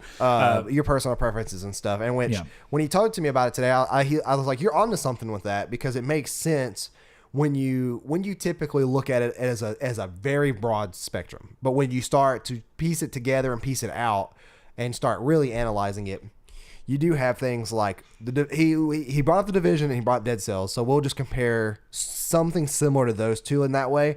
And what I mean by that is you have Dead Cells that came out at 20, you had Division that came out at 60. Which one is the better value for you is what you're going to be the decider upon. And some people are going to be or have way more of an enjoyable time with The Division 2. Sorry, I don't know why I was like, is it still sunlight outside? Daylight savings time is messing with me. But Division 2, you're gonna some people are gonna have more fun time with that. More fun. Yeah. Those are words. You're gonna have more fun time with that. Some people are gonna have more fun and a more enjoyable time out of Dead Cells. So when it comes down to that, I don't think that they're comparable in terms of that, when you really think about it. Because cost is one of those weird things. So I know that one of the things he brought up that was very interesting, and I get it. I get why you think it immediately, is that a game like Dead Cells comes out at 20, and you spend 50 hours with it versus a game like The Division 2 that comes out at 60, and maybe you spend 50 hours with it. Or you could just honestly relay it to Anthem. Like if you say I bought, because this is personal experience, I bought Dead Cells. Actually it was 17 with the pre-order bonus. Yeah, me too. $17, and I spent probably 45 hours onto that. I bought Anthem for $60, and I spent about 4 hours. So at that point, you could break it down and say, well, yeah, for indies, that's pretty good for me. Keyword, for me. Because there are people who have bought Dead Cells who did not like it, and there are people who bought Anthem that did and that have played more time in it. So when you really compare it, it's really hard unless you're comparing on a person-by-person basis while keeping that comparison in mind. And that's why I think it's so hard. Like that, you say, well, I think this game is so much better than that game. And it doesn't mean that that's not true because that's an opinion. It's your truth. It's your opinion. You've experienced both, and for some reason, that cheaper game rang with you. And I'm one of those big people. I never think that price gives anything for value of a game realistically. But when you look at, there are things that you can do. When we say value is subjective, there are also other things. So like, perceived value is subjective. Which is, an interesting part in video games because it's almost rare that comes up. Yeah, where real value, or at least what I mean by that is, value that you can actually sit there and logically piece out to why the value in terms of how much the game cost you. So when you tie back into cost, like we talked about, Dead Cells can afford to come out at a $20 game because it was made by a small group of people. Right. It has no motion capture, no voice acting, no real story. There is voice acting in Dead Cells, isn't there? I think if there is, I don't think there is at all. If there is, it's like, blah, blah, blah, blah, like kind of like the fake language Animal that Crossing. Rayman does and stuff like that. So just kind of, Rayman did Pig Latin for a while. Which is a funny thing because Rayman is made by a AAA developer. Yep. Origins was, and then what was the other one? Rayman is also a very old series, so that's one of those things. It is a AAA series, but it's a AAA series that has expectations set from a... Was Ubisoft considered AAA back then, though? Like with Rayman 2, The Great Escape? Absolutely, yes. Yeah, that was when they were doing, that was not shortly after that they were doing things like, Prince of Persia and whatnot. So they've always been considered. That's an old series. Yeah, very much. Time is flying for me. But that's what I mean is like, there are things that you can clearly look at and give a point to and say, well, this is why that cost break is there. Whereas that game can do that because it's a short game. Realistically, you can replay Dead Cells over and over and over again. And these are just our examples. But, I put about 50 to 60 hours into Dead Cells.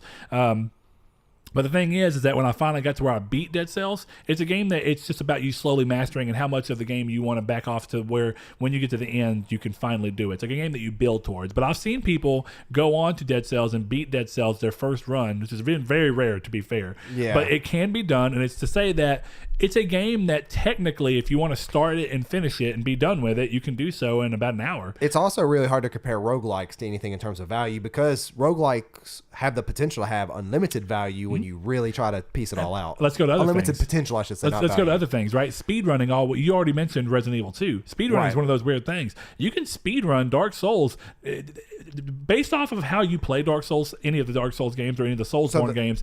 There are optional bosses or areas you don't ever have to visit. To steal this from you, I can beat Dark Souls 3 in an hour and a half. Doesn't mean I've spent... We have no proof. Oh, I have picture proof. But I have spent probably close to 100 hours trying to get to that point, though. Exactly. So when you just see somebody... There's two different values there. Yeah. One is how quickly can you beat it? Right. Versus how long it took you to get to the point where you could beat it that quickly. Yeah. And that goes into those things. So time is one thing. So, how much from the start to the finish of it does it take to get? Once again, these are all, oddly enough, subjective values at this point, too, because sometimes somebody says 8 hours for me is enough for a $60 game. Mm-hmm. Some people say 30 hours is But okay, let's pull this back to what I was talking about. The value, or at least the cost reasons that you can see between the two. These are the only things that aren't necessarily subjective. This is real. So team size, one thing. Whether or not they make a better game doesn't matter. It's about team size. So when a game that's $60 comes out, and you go, why is that 60 and Dead Cells 20 and I like Dead Cells more? Well, because Dead Cells was made by 5 or so. I don't really know the team size over at Twinmotion, but I know it's not very many people. So, you say a team of 10 or less made that game versus a team on Anthem of probably about 150 to 200, the majority of the title. What's actually an interesting comparison in this regard? Days Gone and Bend. having less than 30, right? No, or Ben's 50. not. I don't think it's less than 30, but they are a small team. They did ramp up for this, and they're ramping up more because apparently Sony thinks that Days Gone is going to do well enough to justify them going ahead and bumping up Bend, which is cool. That's good to hear. Yeah, more jobs for them. Yeah, that's a good example. Ready at Dawn's a good example for this too. With the Order, Order was made with exceedingly AAA values from a team that was half the size of a standard AAA team. I was gonna say, wasn't it only like 60 something people? Something like that game? 60 to 90 maybe, which is very actually small. Yeah, I think it was 90 something. Now that you said that. Yeah, so that's very small for a AAA game normally. You look at games like Horizon that ended up having 200 people on it at some point. 200 plus. Yeah, and well, they're aiming for 200 plus with their new studio, but it's just they definitely had 200 plus for Horizon. Yeah, if you count in things like contractors and stuff, maybe. You got to. That's all the people who helped contribute to the game. That's one of those things where you can look at those things, but when you look at a $60 game and you can see, well, it had voice acting. They had to pay people to do voice acting, and they wanted the voice acting. Even if they got bottom of the line voice acting, they still had to pay people to voice act. Yeah, I mean, then it's not cheap. Then they had to pay somebody then they had to get developers to pay to either mocap it, or if they didn't want to mocap it, they had to pay somebody to animate keyframes out for all of these things they were doing, right? That's one thing. There's real animation, not just hand-drawn art style. Art style comes into some of it, but if anytime you have something that's even remotely photorealistic where you use mocap, the difference is obvious. Also, you're almost taking the argument out when you really think about indie games, because a lot of indie games are made with no funding and sometimes by a solo person. Yep. When you look at one of the perfect examples of that, let's bring that in now, is Stardew Valley. Yeah. Stardew Valley was made by one person. Oh man, now I can't think of what is that. Chucklefish. Well, Chucklefish published it. Wait, no. See, but it was one individual developer who made that entire game. It's a very interesting story. It's in Jason Schreier's book. It's almost Blood, Sweat, and Pixels. Yeah, it's almost similar to Minecraft too. When you think about Minecraft and Notch, and then what it became, they only started spending money on Minecraft to advance it. Yeah. After it had already had millions of, or not, I wouldn't say million. Well, after it had a notable amount of people thousands playing of downloads. Yes. Yeah. And that same thing happened with Stardew Valley, where people on PC were able to play it really early on. But look, I don't want to get too lost in this. Essentially, what I mean is that there is, for all of the subjectivity in value, the objectivity and the real reasons that you can look at the actual pricing behind something, because value is all just how do you perceive the time that you had within the amount of money you spent, right? Right. Because technically free-to-play games would be ostensibly the most valuable thing out there, because if you can play a game like Fortnite, never spend a dime if you don't want to, and play for 100 hours, technically that is the best value you can find. Or you could be somebody who played the game for 60 hours and then it spent thousands of dollars on microtransactions and stuff. And it was still worth it. Yeah. That is the ultimate, I guess free-to-play games is the ultimate argument. That's why microtransactions really exist. Yeah. Or like why they're so prominent. Yeah. And I don't think that that's really unfair, personally. I think if you're going to put a game out free and you're going to say, look, you buy these things if you want them and if you want to support us. I've said before, like I bought stuff on Fortnite way back when it first came out, or when the stuff for Fortnite first came out, because it's just like, I'm having a good time. I paid $40 to get the game early. And that was the actual Fortnite game. So you can actually play the real PvE. Fortnite, not Fortnite Battle Royale. So it's one of those things that's like, you'll hear all kinds of criticism and insults and all just general negative banter about people for their opinions and for what they think is this way and for what they think is that way. And I do think that when you really think about it, it comes down to being more of a subjective based argument most times. Yeah. There are times like the quality where you're essentially comparing an A movie like Avengers to a C movie. I don't want to say any C movie names because I don't throw anybody's name under the bus. Garden State is technically a C movie. Yeah, it's made by Zach Braff. It's a low budget movie. Yeah. Yeah. So when you perfect example, like Eternal Sunshine of the Spotless Mind, it's an indie movie. I mean, it's a great movie. But I'll say you could put practical effects in there and throw stuff in like what is that rubber tire movie called? Where Rubber? I think it's just called Rubber. Yeah. Yeah, is whatever it was called as that versus Avengers. Like you look at the quality effects in that movie versus that, and there's so many. It's because there's so many more people working on it. The budget much higher. Yeah, yeah. And it's just everything when you take into account. Some people have more fun with movies like Rubber more than Avengers because it's a more unique idea, which pulls us back to one thing that I thought that we haven't talked about yet, and I love this. Thing. So you kept saying that Sean was on to something, and we've talked about this before. I know I have on the podcast. Yeah. why do I feel like I'm getting more unique ideas and more risky ideas, and potentially, depending on what you feel about which things resonate with you, a better value from indie games and maybe even AA games like Vampire. So Vampire is my go-to example of a game that did a lot of cool, unique things while also being a $60 game, while also looking surprisingly good and defying some AA game expectations. Anytime you mention Vampire, I gotta see if it's on sale. Yeah, because it's still a cool game. But that's just that's what I go to, is that's a game, and these are perfect examples of games that can take risk because of exactly what you're talking about right there.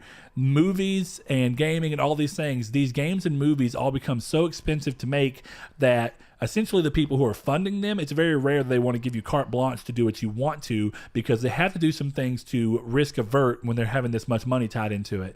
Now, I will say as a quick thing, I do think Sony has given their teams a fair amount of freedom to do what they want, even on multi-million-dollar games, and it's paid off well for them. You're seeing Microsoft try and take that and moving forward, and hopefully it works out for them in the same way. I do think that there's a level of, if you have very smart, talented people and you let them make what they want to make, they're going to make a game that's going to make you money back tenfold. The Last of Us is a perfect example of them just going, make what you want to make. We're going to follow behind it. Horizon Zero Dawn is a perfect example of giving a studio who has no expertise. So Days Gone, even when you really think about it. Yeah, Days Gone is giving a team that has not made an original franchise since Siphon Filter on the PS1 and not even made a AAA game. Even then, Siphon Filter, the two that we last got, Dark Mirror and Logan Shadow, were PSP games. Even though they technically made a game since PS2. Well, what I mean, but that wasn't a new IP. Oh, okay. I see what you're saying. So essentially, since Siphon Filter 3 or whatever it is, I can't remember, but they've essentially made only handheld games of franchises that either they already had that was theirs to begin with, nothing new, or other people's games like Resistance, Retribution, Retribution. Bubsy 3D. Yes, that was their other franchise before they were owned by Sony, I think. Well, there was a new Bubsy game that came out, right? But they didn't make it. So. Okay, that's what I was asking. I think the new one's Bubsy 3D. I think. No, Bubsy 3D is original, but they remade Bubsy 3D. Oh, okay, so they had nothing to do with that. No, not that I'm aware of. Okay. So anyway, where I'm going with this is that you're right. That's a perfect example as well. These are people who Sony have given that ability to, and it's helped them out. But most of the time, you don't see these big companies do that. You see them instead go, look, we know that you're a good developer, but we're going to do a couple of things. We're going to give you as much autonomy as we can, but there's a couple things that we've got to say, hey, here's what we're going to have to do, because we got to play it safe so we can make majority of this money back. And that's just what you have to do. Superhero movies are the perfect example. They're good enough movies. They're fun to watch, but they're safe. You know what to expect within them, within reason. Pretty much. It doesn't mean that you can't be surprised from a story element, but it's almost hard because of how. Well, that's also a weird example too, because just how known the story typically is. That's another example, because definitely comic books. People who are comic book lovers, all those stories are based around some version of a comic book, and even though they adapt them and change some things around them, they have a story basis that they're kind of set in. Games is probably a better example here, where you have a completely original IP, but even something like Assassin's Creed, right? Assassin's Creed was at one time a lot of crazy ideas that they took a risk on, and then once they found that worked, it was like no more changing for a long time. Assassin's Creed stayed very similar up until and they completely shifted up until Odyssey, essentially. Yeah, and then not Odyssey. I'm sorry, Origins. Origins, yeah, and then dang it, them similar names. Now, here's the thing. Then what did they do? They took a new risk on Assassin's Creed with some safe bets, to be honest, like RPG elements and stuff like that, but at least changed it. But then what happened? As soon as they knew that people liked that with Origins, and they were already working on Odyssey, they said, roll on ahead with Odyssey because people are liking Origins. It's true. And he's right, and you're right, in that the fact that you're always going to get more interesting ideas out of these. Even, to be fair, even a game like Horizon took some safe bets, like, okay, choice-based narrative where you can choose what you're saying. Okay, fine. But realistically, it's not that crazy, right? Yeah. Then you go off and you look at something like Vampire, which says every NPC in the game is a character with a name, with a purpose, and in their own little community. They can get sick, they can die. If they die, it affects the community around them. It affects what stores are open if you kill somebody or you let somebody die from sickness because of you not doing a good enough job. These are things that you don't normally see in games that are $60. But AA games allow you that ability and that kind of flexibility to try strange ideas that you wouldn't normally see in that realm. Well, and that's kind of interesting. What's interesting that he led on to that, though, is that it's never been brought to my attention in that way. In what way? In the way of like somebody actually, or somebody bringing it up by thinking like, you know what? Why do I feel like I'm getting a better value from these cheaper games? It's very rare. And like we've talked about it before. I know Sean, of course. That's why I brought up Vampires, because he was also another advocate for Vampires, just like I was, and he loved it. So, but go ahead. Sorry. No, I was just gonna say it's not that I always can necessarily agree with every example he gave or anything like that, but it is an interesting thought. And I want to pass that on to you guys of like, what examples, because we've talked about it way back early in the days of games like Terraria that we had fun with and we got more value than what we paid out of it. But I want to hear your guys' thought about, give me 2 games that you've played and you've purchased. I don't want to hear rented or borrowed. I want to hear purchased for this. I want to hear that a game you purchased at full price versus a game that is the base price of that game is $30 or less. And I want you to take those 2 games and tell me which one, out of comparing them together, which one you had a better time with, which one you had a worse time with, why. And it doesn't have to be anything bad. You can say I bought Arkham Knight at release for $60, and then I bought, I don't know, Lego Star Wars for when it came out remastered or something for $9.99.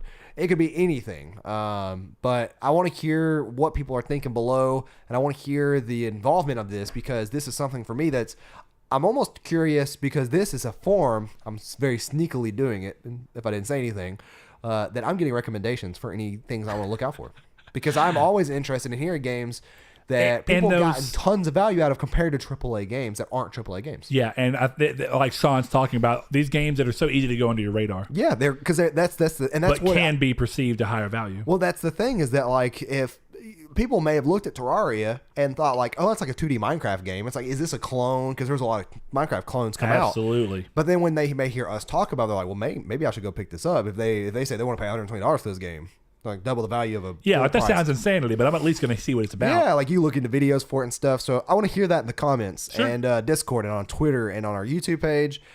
And I mean, our Facebook page, not YouTube page. I mean, yeah, that's what I meant by comments though. And I'm going to extend kind of off of Saul's. And I think that this is essentially what he's getting at. But I want you to give me an example of an indie game that you feel like, in your own opinion, was more valuable than a AAA game that you've played.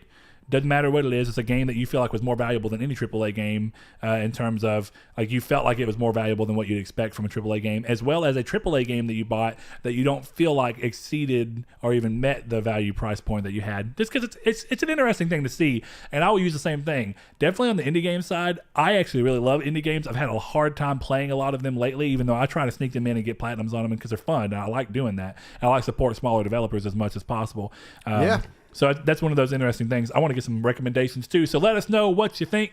And of course, if we get anything that we like, we will talk about it next week on The Community's Take segment. Hope you guys are enjoying that. If you are, let us know. And if you listen to this on podcast services, specifically iTunes, consider giving us a review, letting us know what you think about it, what you do and don't like about the show. This helps get our numbers up there, helps people find us, helps people know if we are good or not podcast. And a lot of you have already done that, and we appreciate it very much. So, but until next week, I think this is about the best spot to end this podcast. So we will see you next time. Thank you. Thank you, guys.